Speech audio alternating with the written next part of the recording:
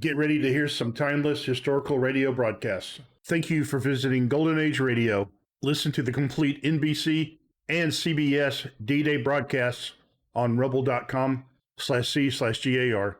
Support our veterans by visiting veteransradioministry.com. Let's honor their sacrifice. Thank you.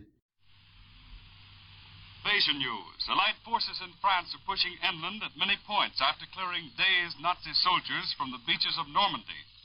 Despite stormy weather, reinforcements continue to stream across the channel. A late German Transocean news agency broadcast claims that fierce German counterattacks have been launched east of Cherbourg. The Nazi agency asserts that shortly after midnight, strong Nazi bomber formations attacked Allied warships and landing craft off the Bay of the Seine and north of Le Havre. There has been no Allied confirmation of these enemy claims. Also, the enemy agency admits that the Allies have made further landings at the mouth of the Orne River under cover of naval artillery fire. Dispatches have reached Allied headquarters indicating that General Sir Bernard Montgomery's troops have cut the Paris-Cherbourg Railway at Caen. However, there has been no official announcement of such operation. The German High Command still insists that no Allied forces have penetrated Caen. Here's a bulletin aboard an American headquarters ship at the Cherbourg Peninsula. American parachutists have the village of Saint-Martin-de-Barbille, known to be a German strongpoint, commanding much of the beaches. Saint-Martin is 3 to 4 miles east of the coast on the main road up the peninsula between Charcot and Boulogne. Prime Minister Winston Churchill, in announcing that the invasion was proceeding satisfactorily, has disclosed that Allied troops were fighting in Caen. And from that town, 9 miles inland on the River Orne, a network of roads and railways radiates over northern Normandy. Caen, thus far, is the only point which has been named by headquarters as the scene of fighting, although Allied penetrations as deep as 13 miles have been announced. And that's the latest invasion news, and continuing now NBC's all-night service to its listeners, we take you to San Francisco.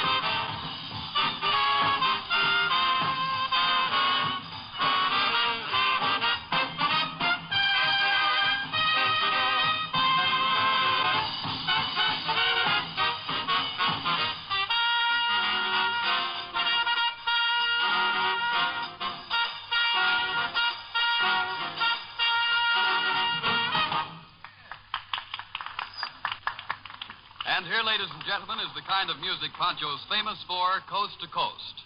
Featuring Antonio, it's the bolero Taboo.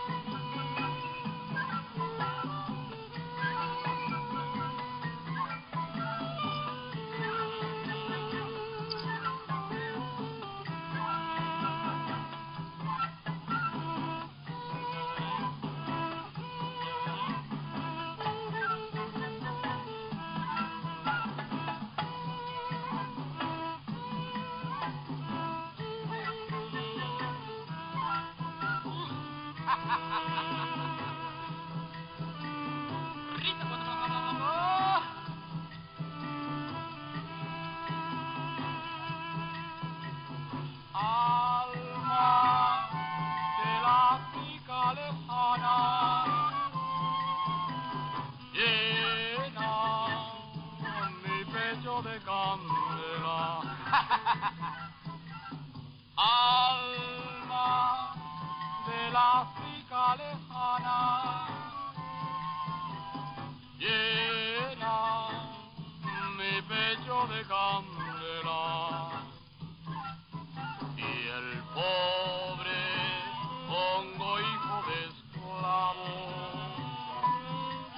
y añora siempre las palmeras, las cosas, selva primitiva de dioses misteriosos y de piedra. Ifa, Chango, Iobata la bacha, oye maya. Ifa, Chango, Iobata la bacha, oye maya. Tabu, tabu, tabu.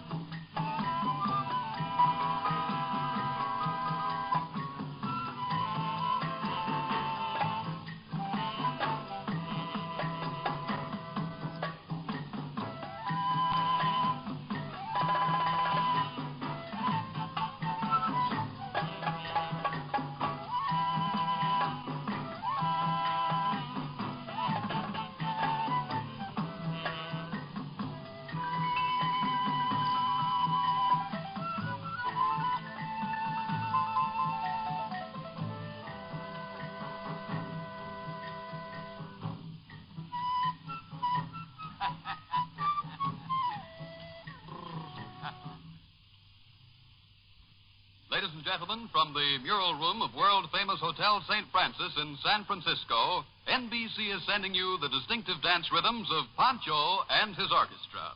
Now the dance continues as lovely Mary Lane sings, "Someday I'll Meet You Again."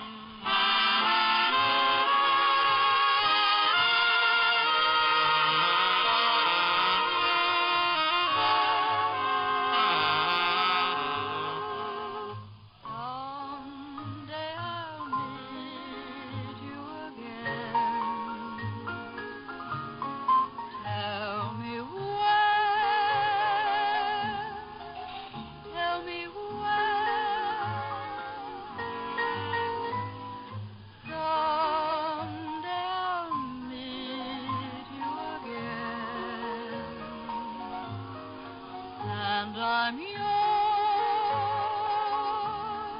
until then. Each night I'll wish on a star that you'll stay as you are.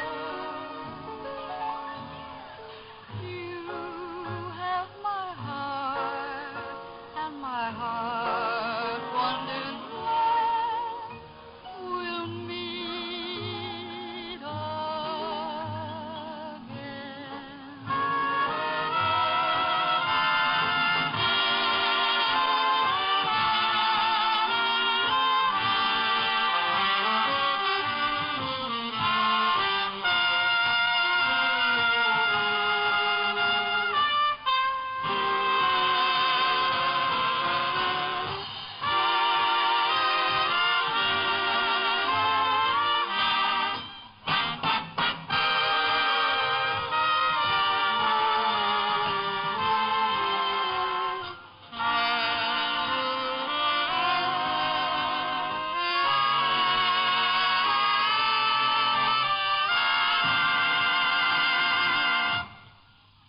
And now, ladies and gentlemen, Pancho is going to play the well-known Huaracho for you, for which he's noted all over the country.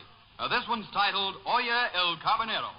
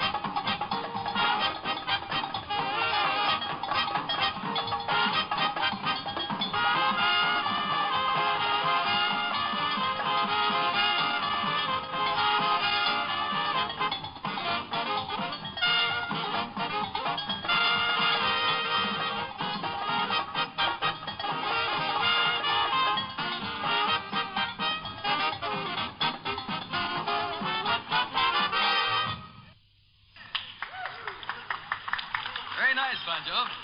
Another brief reminder, ladies and gentlemen, that from San Francisco's St. Francis Hotel, NBC is broadcasting the dance rhythms of Pancho and his orchestra. And now the dance continues again, and the orchestra plays one of Frank Lesser's latest and best, Someday I'll Meet You Again.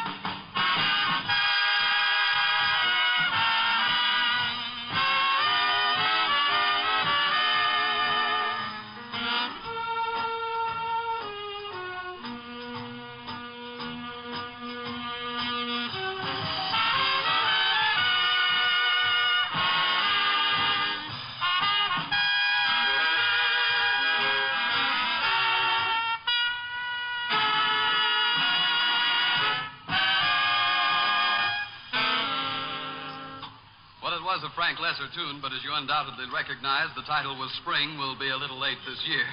Now we're going to have a Cole Porter tune featuring Pancho's music and lovely Mary Lane to sing, I Love You.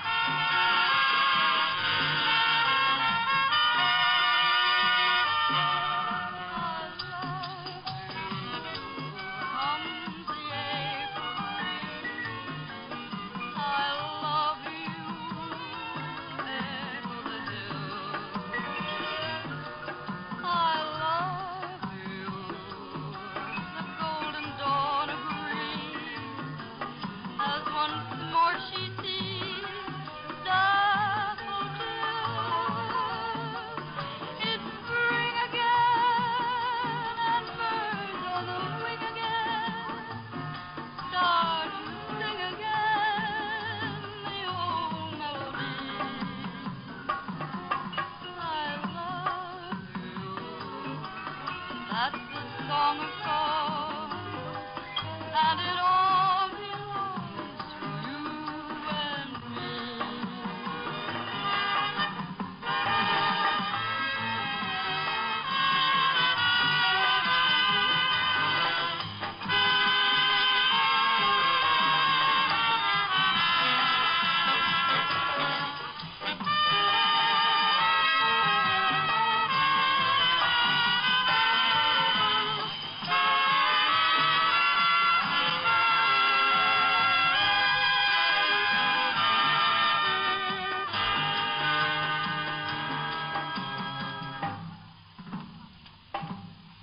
Now to top off a swell show, Pancho plays that lively Brazilian march, La Jardineira.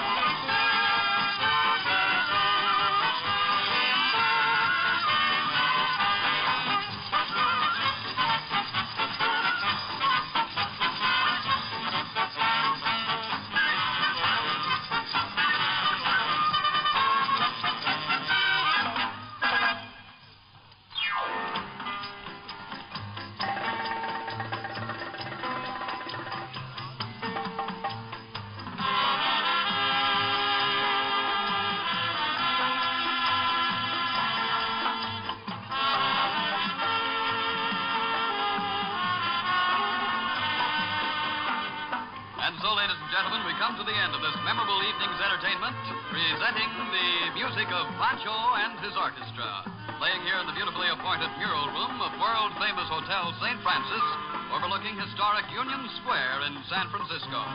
Pancho presents the songs of lovely Mary Lane and of Antonio with his bongo drums.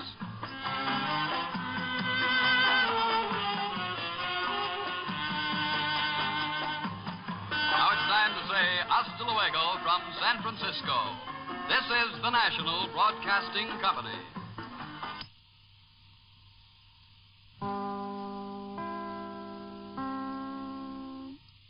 The day of reckoning is here, the most crucial time in the history of the world. NBC will interrupt any and all programs to bring you the latest invasion bulletins.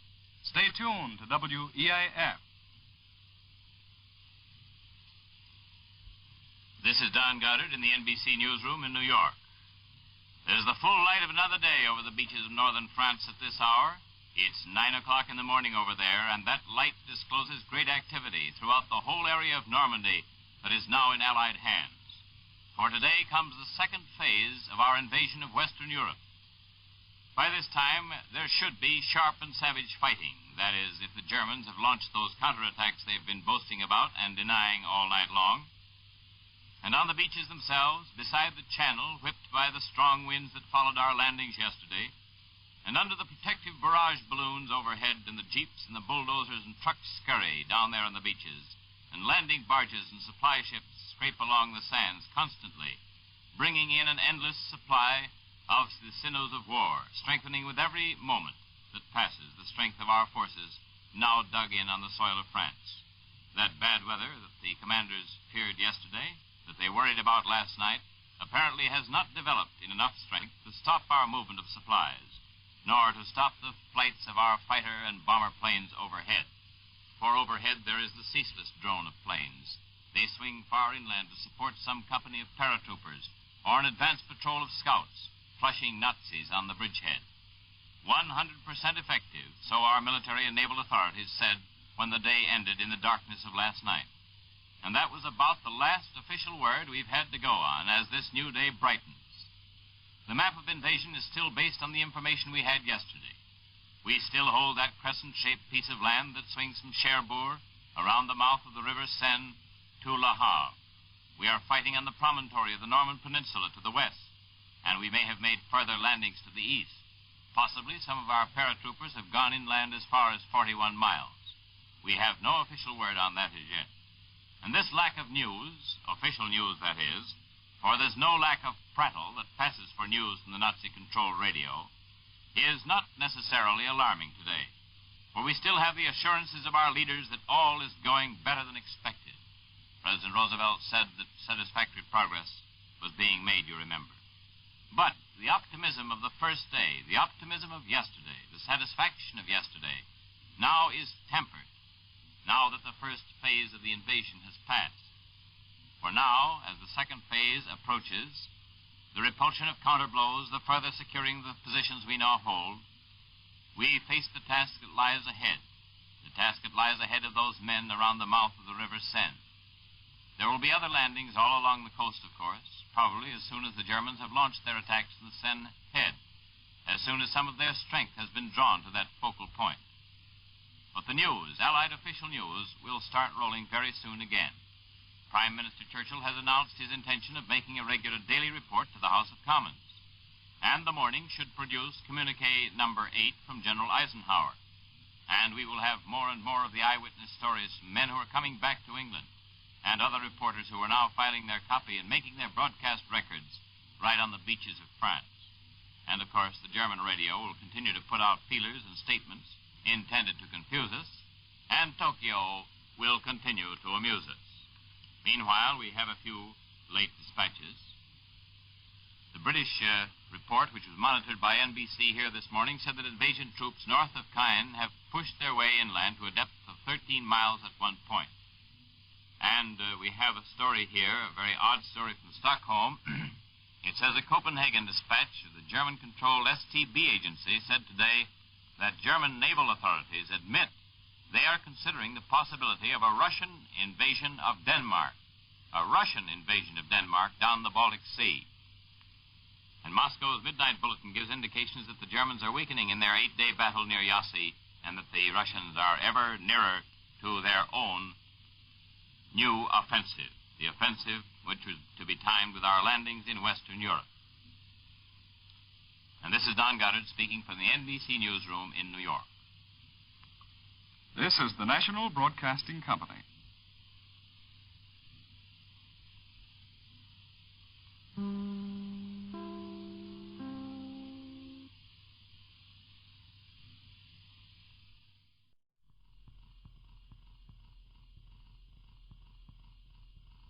Gentlemen, from our Radio City studios in New York, we present Henry Nosko and the NBC Orchestra in a program of musical favorites, with George Shackley assisting at the NBC organ. Our program opens with the very appropriate composition of Victor Herbert, American Fantasy.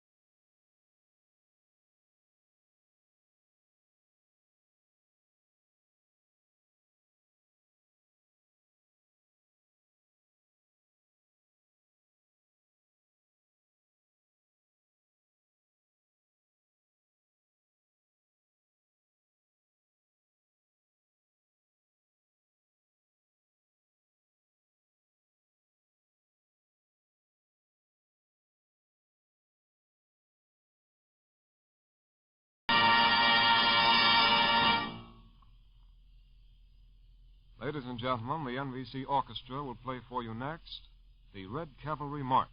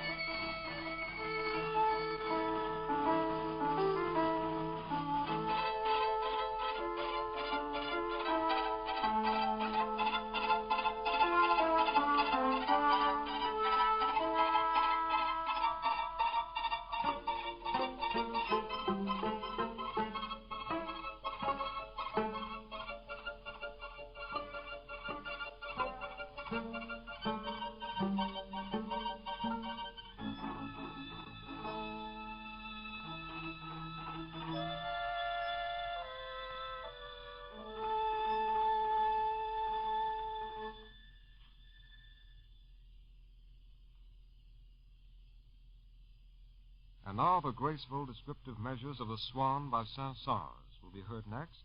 Harvey Shapiro, cellist, will be the soloist. However, first, may I remind you that this program will be interrupted for the latest invasion news as it is received here in the NBC newsroom in New York. And now, the Swan.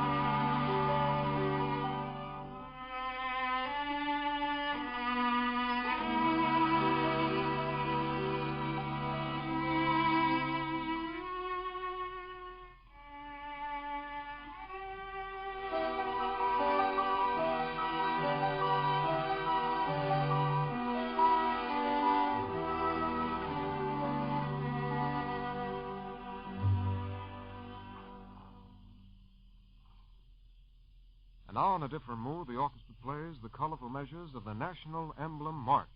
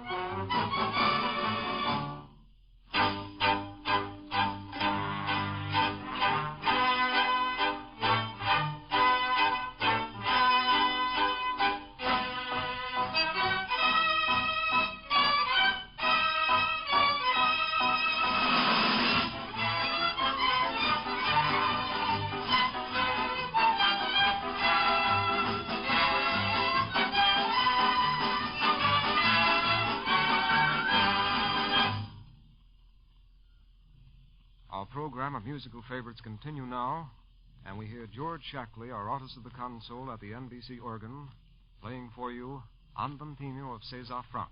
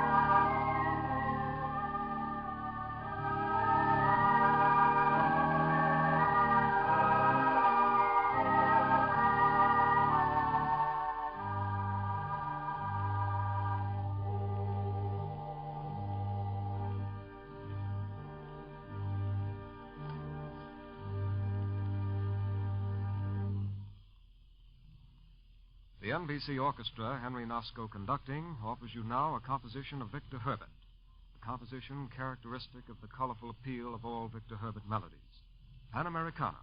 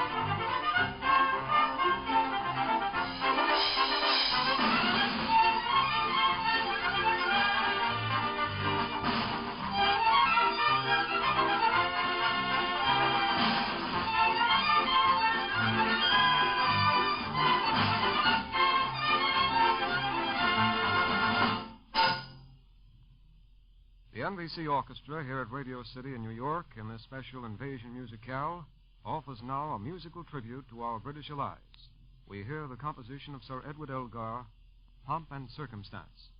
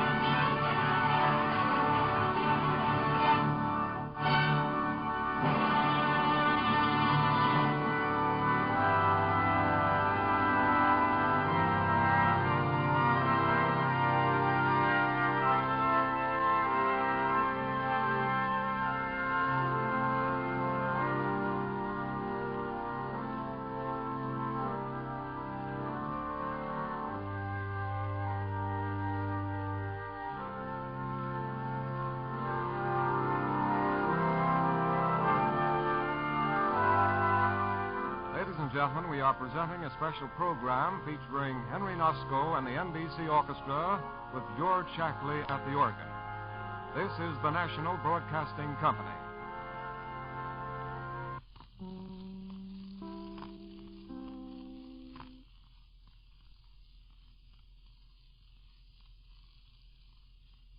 WEAF, New York.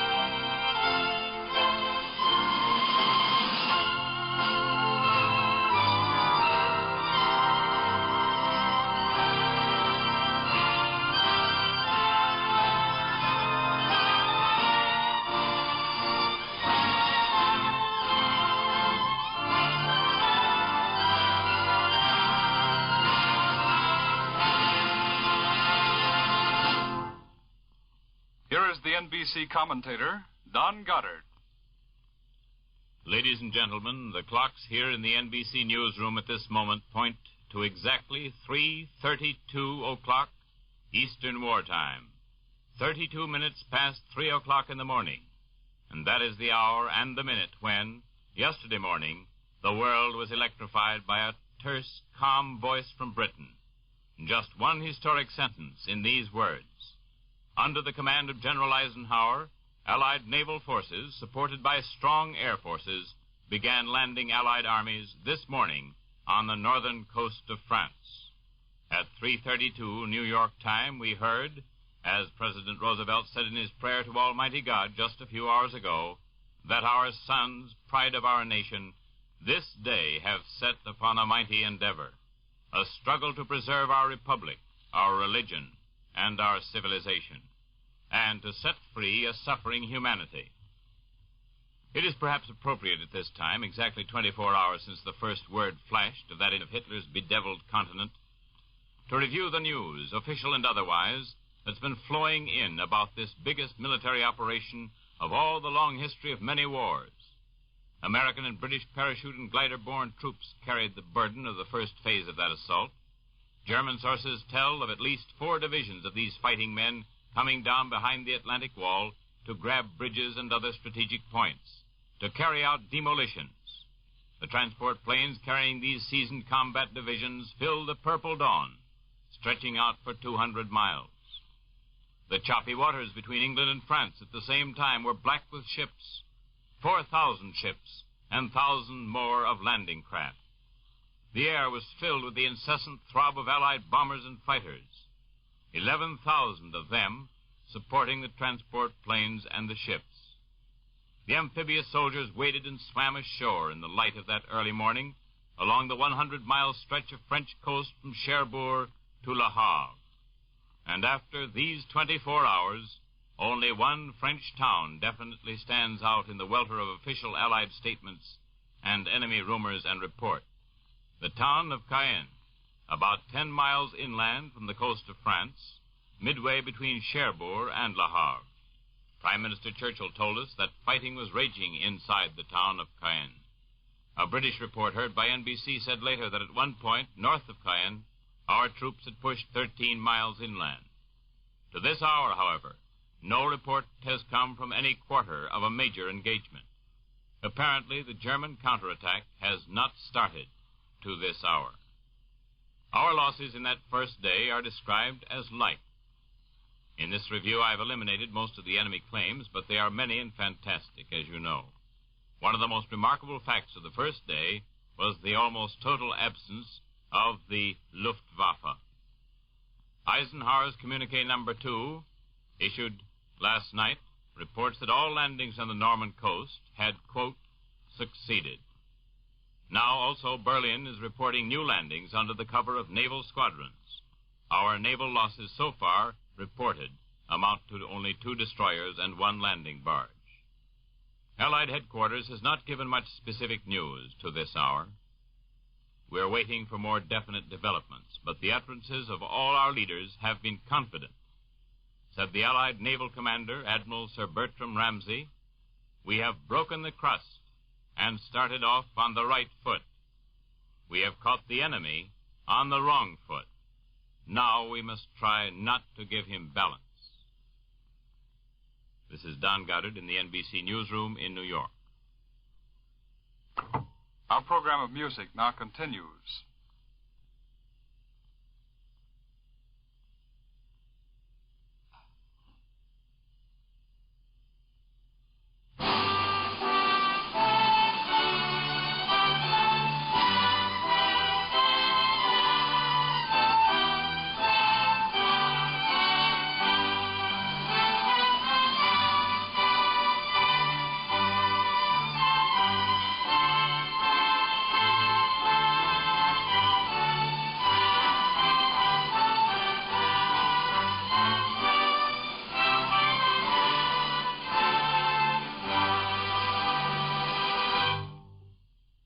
Resume our special invasion musicale with Henry Nosco and the NBC Orchestra as we hear the King Cotton March.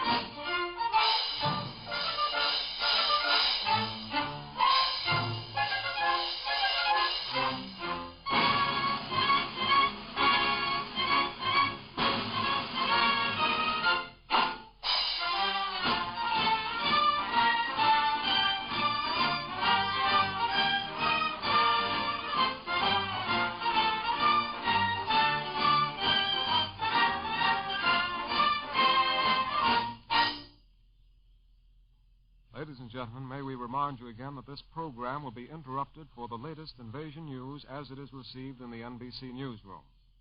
Now the NBC Orchestra offers a musical salute to our director.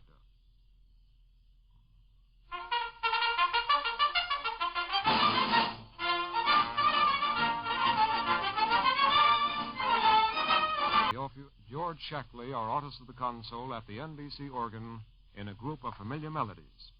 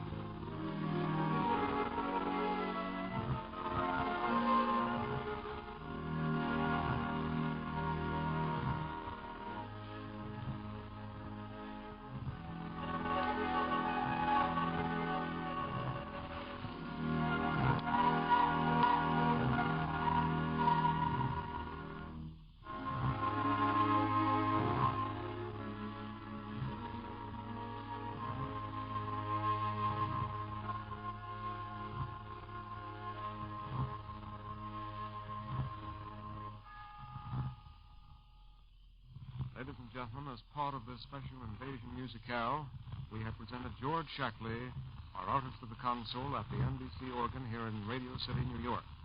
Now we turn to the orchestra, the NBC Orchestra, directed by Henry Nosko. And we hear the delightfully swaying measures of the waltz, Voices of Spring by Johann Strauss.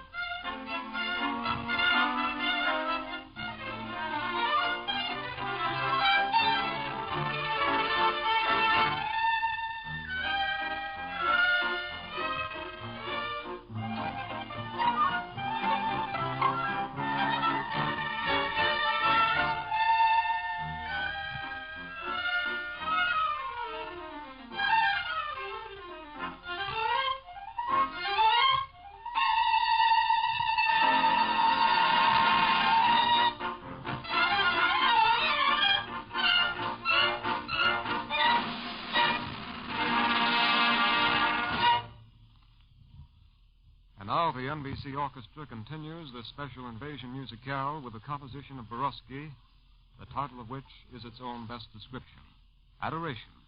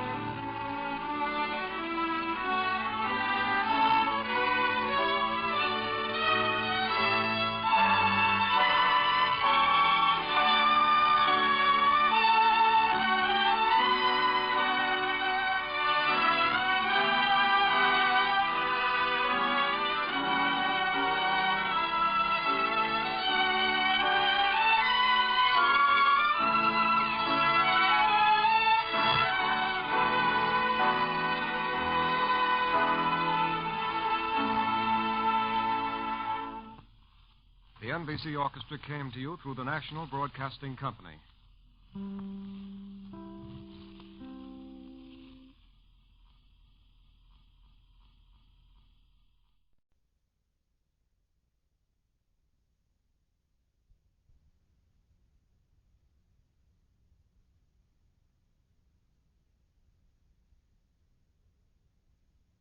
All news of importance as soon as received.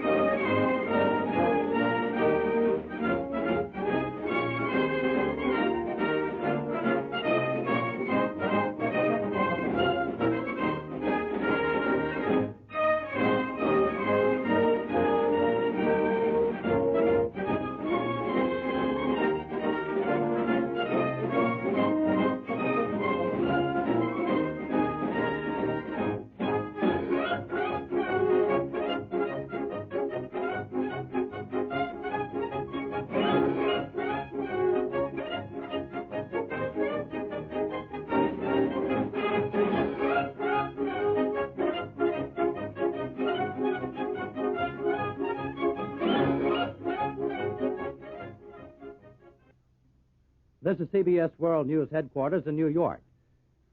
At the moment, we are presenting a musical program, but CBS World News, which is bringing you the latest information from the French invasion beaches, will interrupt this program immediately to broadcast any news or special programs from abroad. We now rejoin the special musical program.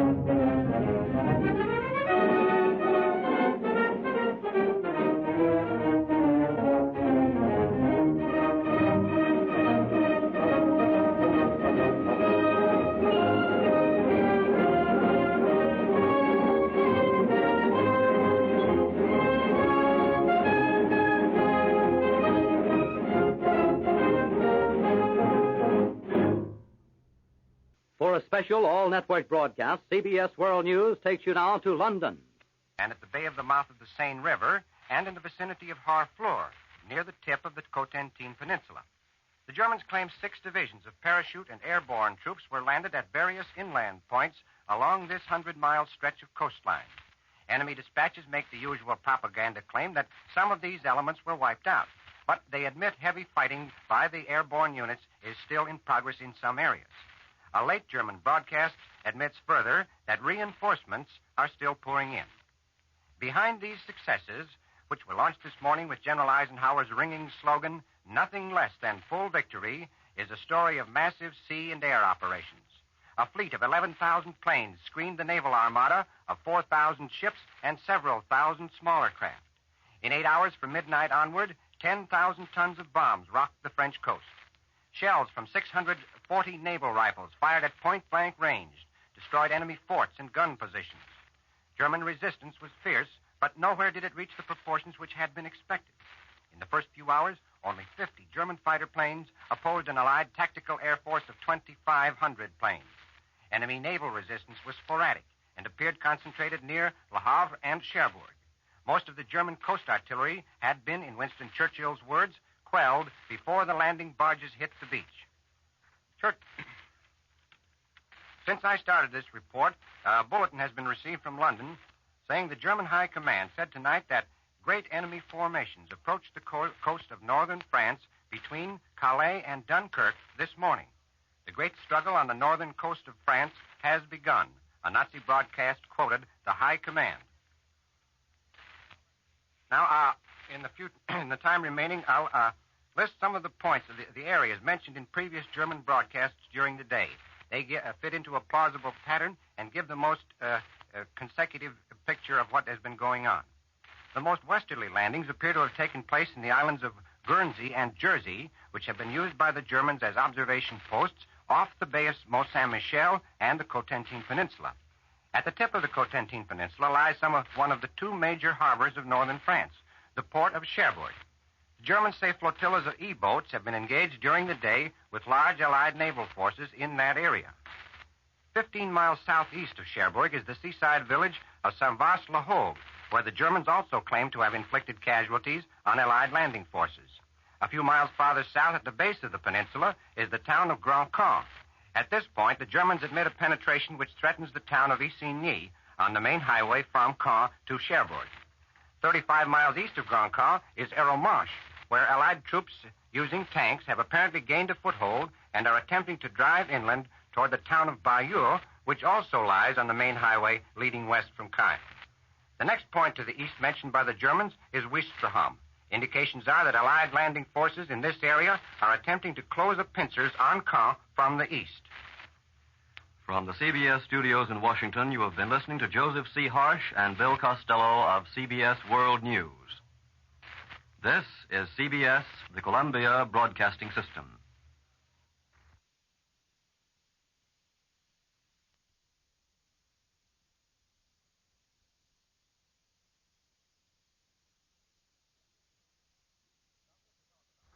Something to Talk About, usually presented at this time by the Cudahy Packing Company over some of these stations, will not be heard today. And now, while we wait for more news on the invasion, we'll present a musical program. Please stay tuned to your CBS station, which will bring you all the news of importance as soon as received.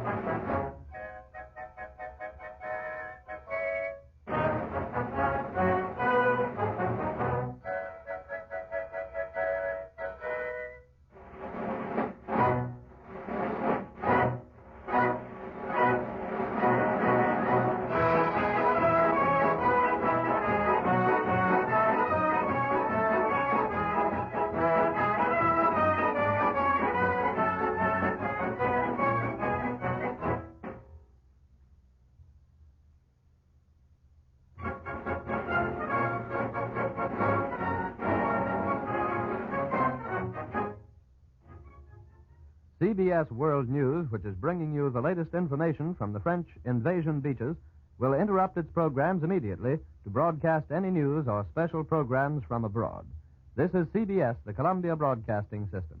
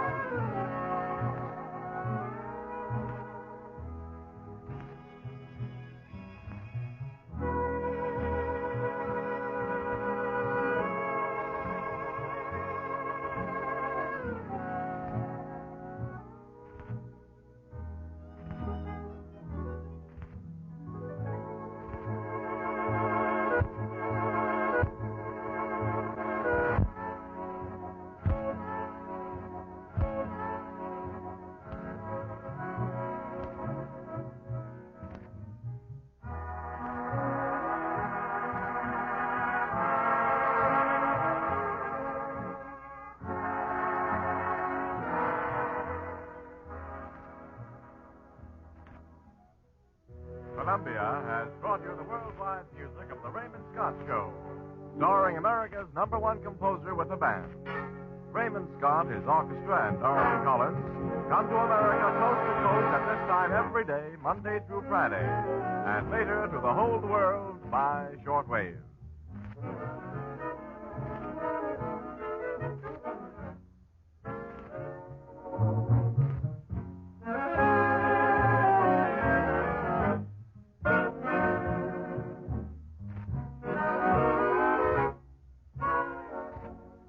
This is Tony Marvin inviting you to join us tomorrow at this same time for more hits of the day on The Raymond Scott Show.